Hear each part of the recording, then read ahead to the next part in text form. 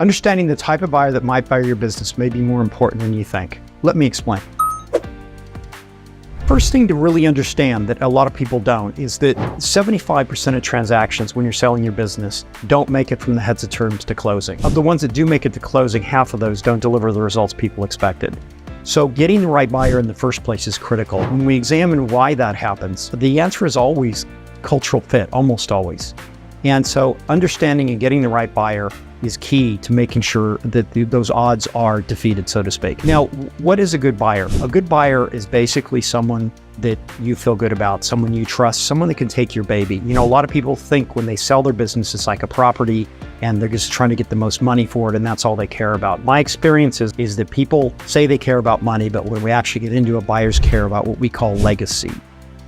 Legacy means they care about their employees, they care about their customers, they care about their baby carrying on and being a better version of itself after the sale.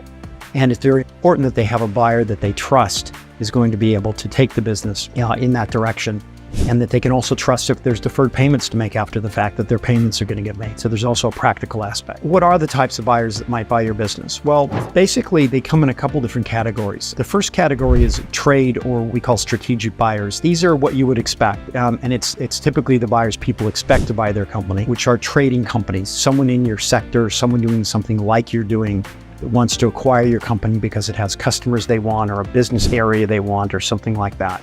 That's kind of straightforward. The advantage of a trade buyer often is they understand your sector, they have management and things like that. They can come in and actually understand your company from day one, and that's helpful. A lot of times they're well-funded, not always, but that can also be helpful. The disadvantages of a trade buyer is that, a lot of times a business sale can be a chance for your key employees to step up and actually run the business. And of course, if someone just like you buys your company, those people are simply going to become employees of their company. That's one of the disadvantages. The other disadvantage of a trade buyer is they often don't buy companies all the time. And so they're not that good at it, or they're not paying attention all the time. And so the opportunity to engage with them is limited, but they can also be very good buyers. Another type of buyers is quite the opposite of that, which is an individual or a person that's keen on buying a company that probably has business experience and wants to, rather than start their own company, buy a company and can be trained by you to run your company. Now, the advantages of this kind of scenario are that if you get the right person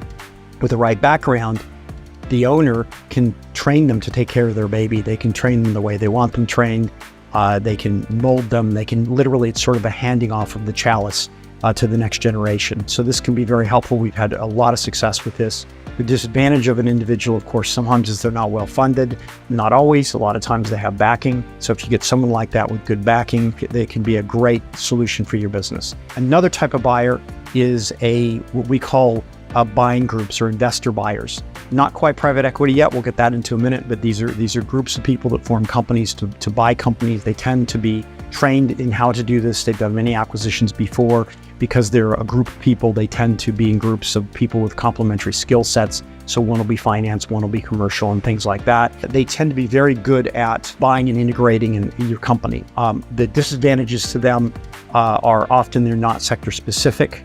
Often they're not well funded, but they can be a very good option. It just depends. It's very individualized for this type of buyer set. The last type of buyer is a private equity buyer. Private equity are FCA regulated. They actually take investor funds and they buy companies as their business model, and they're very, very good at it. So they can come in and they're very good at replacing what we call the X factor leader. One of the challenges in a business sale is that the guy running it, you, the seller, tends to be an X factor leader. You're a very special type of person that's been able to lead this company through thick and thin and build something great, which you are now selling. Well, when you leave, there's a leadership void, not a management void, but a leadership void that has to be filled somehow. In the previous buyer classes, it's typically being filled by the person coming in, and it's very important to evaluate whether that person can fill that void. If it's a private equity group, they're very good at creating 5-year plans, getting non-exec chairmen, putting CFOs in place, and they're very good at taking your business to the next level.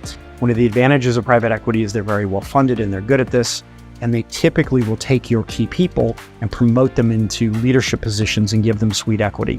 And so it ends up being a quasi-management buyout. So this can be a good kind of buyer. The disadvantages with them is they tend not to deal with smaller companies. So if your EBITDA is under $1 million, they definitely won't look at you usually, unless you're in a specialist sector with something that's hot and up and coming.